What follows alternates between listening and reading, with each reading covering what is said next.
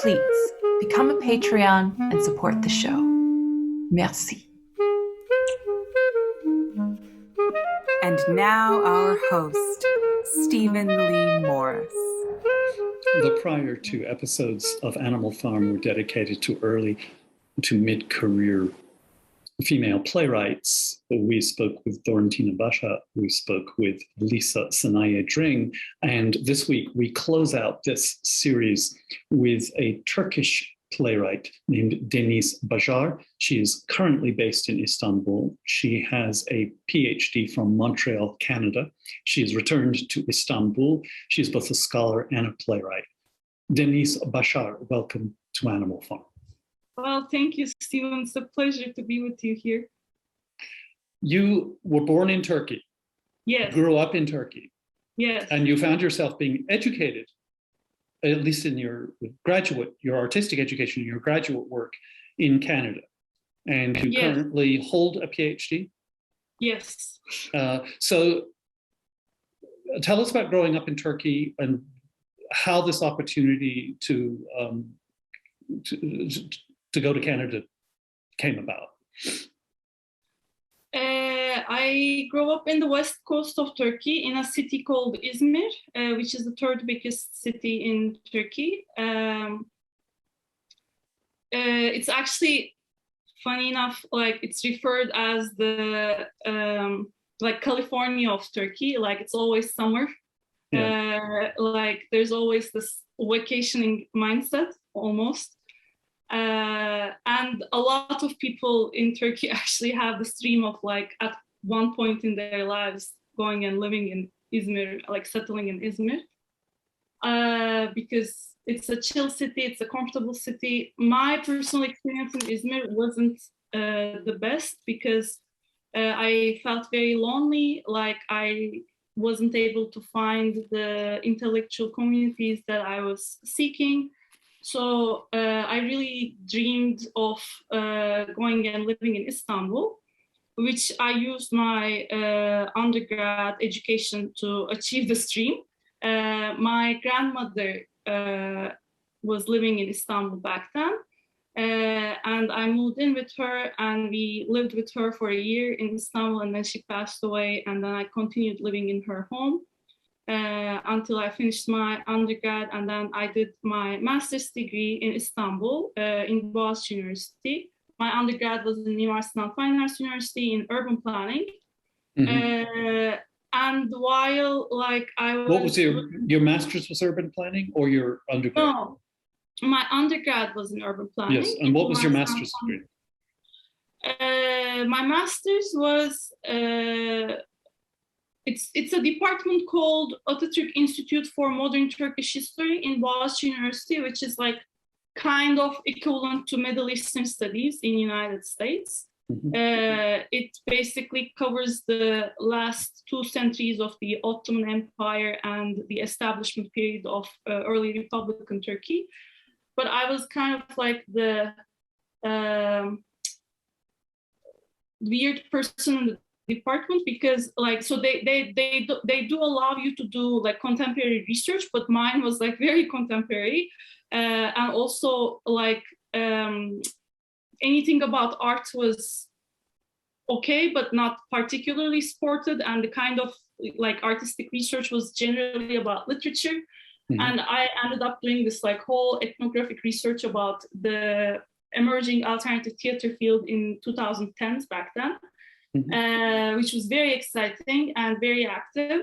And that master's thesis got me into theater as both a practitioner and as a theater academic. And through that, I wanted to seek a theater PhD. Another major thing that influenced my decision, like there were 2 things that influenced my decision to go have this education abroad. One was that in 2013, there was an urban uprising, particularly in Istanbul, that spread to the entire country. And my entire generation kind of contributed to it, and I was a part of it. And following that period, there was a lot of street protests, like until like second half of 2013, 2014, and there was a lot of tear gassing, a lot of clash with police. The issues being it was actually triggered because one of the city center spaces in Taksim Square was illegally given to a company to build a shopping mall, and this was a park.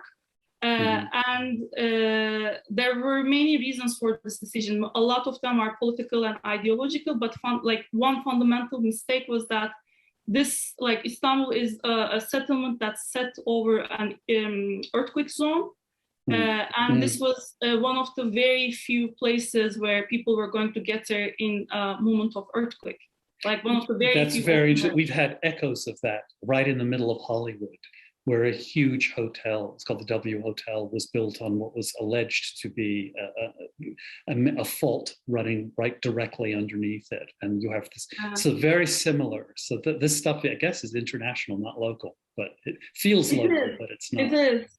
Yeah. But in this particular case, there was also so Taksim Square is incredibly important historically, and everything that changes ideologically in the state system is somehow reflected space-wise in the Taksim Square. So that was also one of the things, they were going to build the shopping mall in a visual way that represented the military barracks that were abolished back in the late Ottoman period. And the significance of those military barracks was that there was a conservative uprising that took place there in the second constitutional era. So there were a lot of layers about... You also had a shift. You had a fairly moderate leadership that was suddenly replaced by authoritarian regime. Did that play into this, or was that, it had nothing to do with it? So the current government in Turkey came to power in 2002.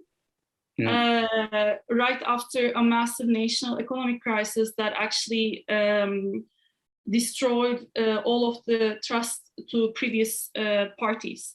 So AKP government, Justice and Development Party government, kind of emerged out of this crisis as a center-right party.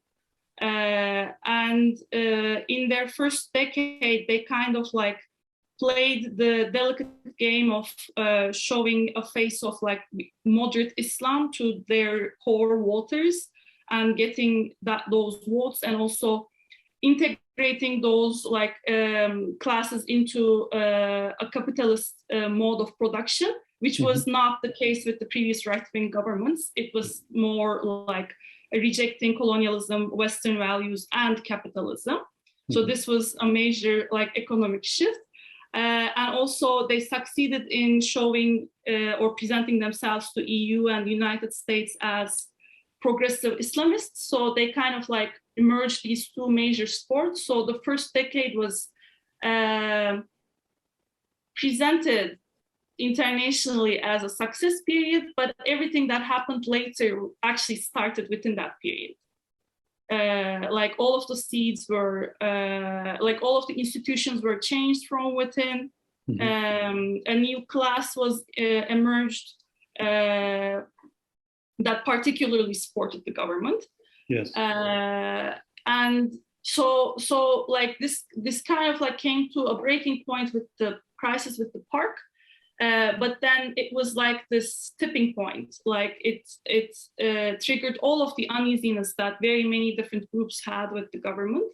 So it became this large-scale protests. Whatever. So at one point, that atmosphere was getting me pretty exhausted. And also, so that's the larger scale thing. The personal narrative involves that I was getting really disillusioned with the Turkish academia. At one point, I realized that there's a lot of internalized colonialism. Therefore, no institution or no thesis advisor or no place in Turkish academia was really going to allow me to write a theory or say something brand new, because the approach in Turkey is like theories are written in the West, we apply it here. We do good research. So it almost wouldn't matter what the theory was. If it was new, if it was groundbreaking, they would resist it. Yeah. And the funny thing is, like, there would already be a resistance in the global academia. Like, it's already difficult for someone to emerge from Turkey and to be listened. But there was internal resistance too, and that was kind of disillusioning to see. And this was after my experience in some of the best universities in the country. So mixed because of these conditions, there was a moment when I realized, like, I need to leave, even though I don't want to leave. I need to leave to become the person that I imagined to become, and use all of the privileges and resources that I have to become who I want to become. So I applied for a bunch of like PhD programs. Most of them were in United States. Somehow, like, they didn't work out, and then University of Toronto accepted me for a PhD. And I started my graduate studies there. But then I didn't have a particularly amazing experience in University of Toronto, so I transferred to Concordia University in Montreal. And I finished my PhD there. Mm-hmm. And your PhD is in? It's a department called PhD in Humanities. It's an interdisciplinary department in social sciences. And my own research was about the Karagöz shadow puppetry tradition in Turkey, and how this tradition shaped and defined contemporary theater in Turkey. Mm-hmm. So you have expertise in puppetry. We should probably call you Dr. Başar, or does that make your hair stand on end? I don't know. It feels a bit like a joke. And while in Canada, you befriended a pair of a couple who have been very influential in puppetry, Adrian Culler and Basil Jones, and you had a friendship with them. Not in Canada, in Turkey actually. Oh, you actually met in Turkey. Oh, yeah. And that was part of a project that they were touring, correct? That's called the Amal Project. Yes, Little Amal Project. And that was where they took a refugee, a real refugee, and created excuse me, I'm not a refugee, migrant. I don't think they built the puppet based on a real refugee. I know that the model was a Syrian girl, but I do not know if, like, she was basically a child actor in a play called The Jungle by the Good Chance Theater. And then the Good Chance Theater wanted to do a public project about how, like, refugee crisis is particularly influencing children. And they approached the South African company, Handspring Puppet Company, to build a 3.5 meter tall puppet of a child, basically. These are the same creators who came up with the puppet for Warhorse, just for American viewers and listeners. Yes. Yeah. And then they toured this puppet in a parade-like form all the way to Manchester, England, to illustrate. Yes, and it started in Gaziantep, Turkey. Yeah. And so you were engaged in that. Now, what about your experiences as a playwright? You have written, I've read 2 plays that you've written. One of them is a fairly conventional dystopic play called The Itch, that's about a plague and a kind of an authoritarian regime and how they deal with it. And the other play is more complicated, and it has to do, it's called Wine and Halva, correct? Yeah. And it has to do with it. It's a 2-character play, and it's largely narrated, and it has to do with issues that have been on your mind that you experienced in Canada that you mentioned, and that has to do with internalized racism and externalized racism. Yeah. So I was wondering, and that play is actually got funding to be produced in Toronto or for national grant. Toronto and Montreal.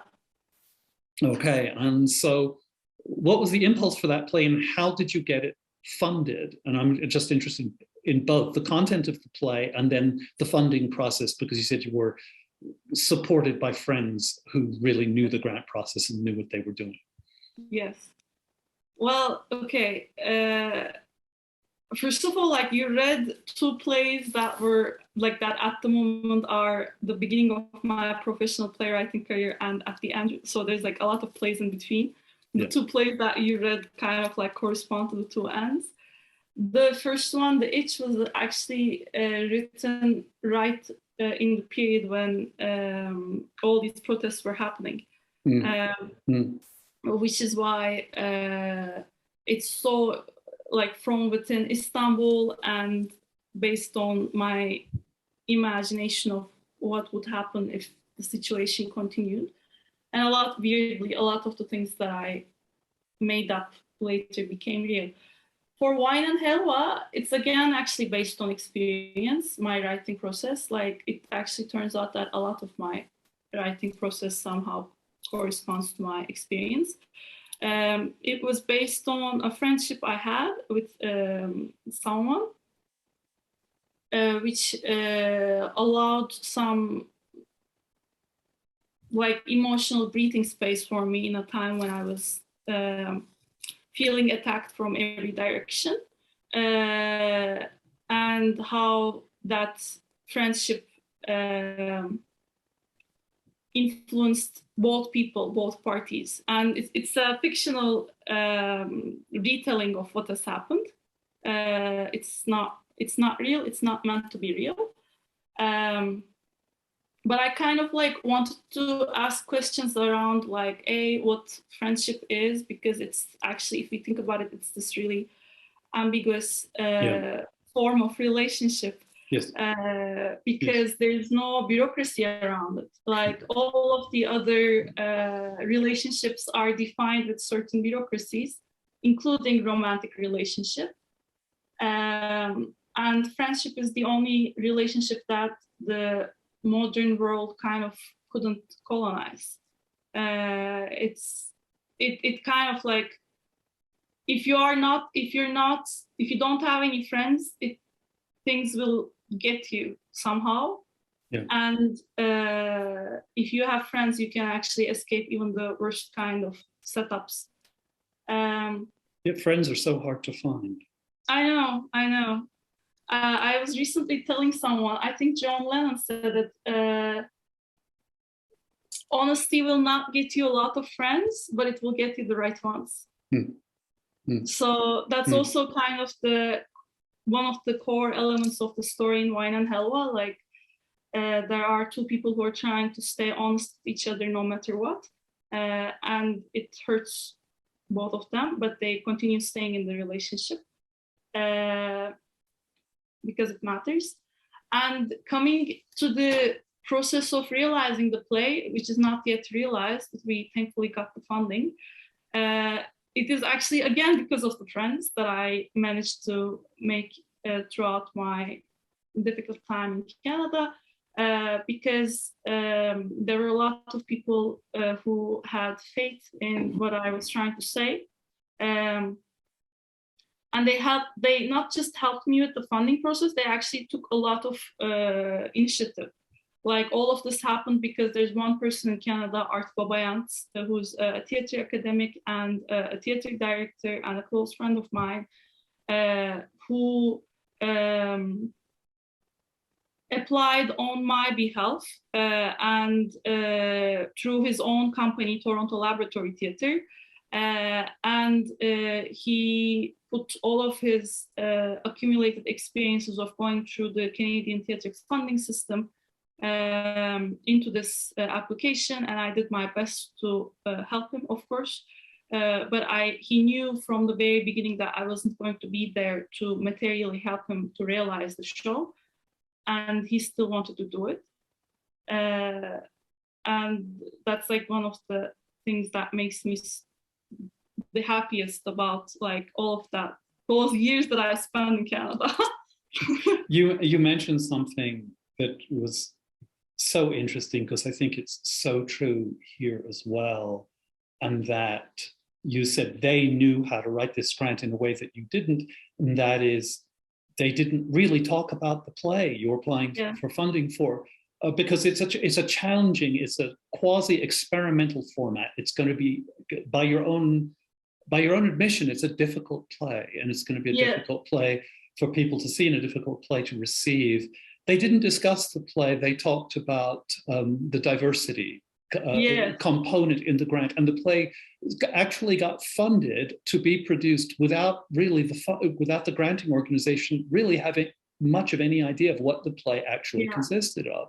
And that is such a revelation in a way. There's also like Canadian system also works in a way where like you have to get a lot of like how do you call it, like a lot of ticks from very many people. Like you need to get like a lot of little grants, like a lot of little reference letters, because like in probably same in United States, but it was very clear in Canada, especially in the artistic careers, like they start counting your career the moment you arrive to Canada. So I was literally born at age 24, and nothing I have done previously was counted as anything. Like I didn't have a life until that point. It didn't matter. It didn't count. So I started my life again as an artist, and there are a lot of weird encounters in between those years. And then again, with the help of friends, like who introduced me to people who had enough power and who were somehow open enough to be interested in what I was saying, see like sections of like my stage readings or other like little funded productions that were kind of like workshop productions and whatever, and they wrote reference letters. So there's like all this like middle process of cultivating enough ticks for the funding agency to understand that I'm actually a playwright. In their defense, it sounds like you're getting the grant for the play, and the play you applied on the basis of getting this play produced, but they're actually funding you, and you're highly referenced and highly regarded talent as a playwright. It seems to me that's what they're kind of going for, rather than the play itself. Sure about that. Like I think I'm trying to defend them, but you're not going to let me. No. I think it has a lot to do with the fact that like the company that applied on behalf of this play, Toronto Laboratory Theatre, previously received major funds from Canadian Council of Arts and from like Toronto and Ontario grants, because also like Art kind of like Art Babayant, the director, kind of cultivated a community with his previous play, which is called In Sundry Languages, and this was a devised play that changed in every rendering, and it was based on the improvisations of immigrant or refugee actors or second language English speaker actors, and it was actually about the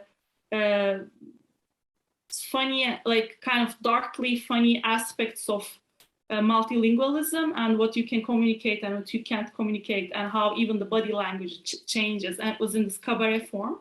And it was a very successful production. And he kind of like Art and his team kind of like toured, especially in Ontario. And I think that kind of like allowed the funding agency to realize that, like, you know, there's a team of people who know what they're doing, who previously received grants.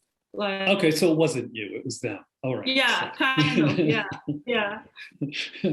Fair enough. It doesn't matter. Your play's getting funded, and you'll be you won't be. You said, if I and correct me if I misunderstood what you had said earlier, but it sounds like you're not going to be there for the production process. Probably not. Like Yeah.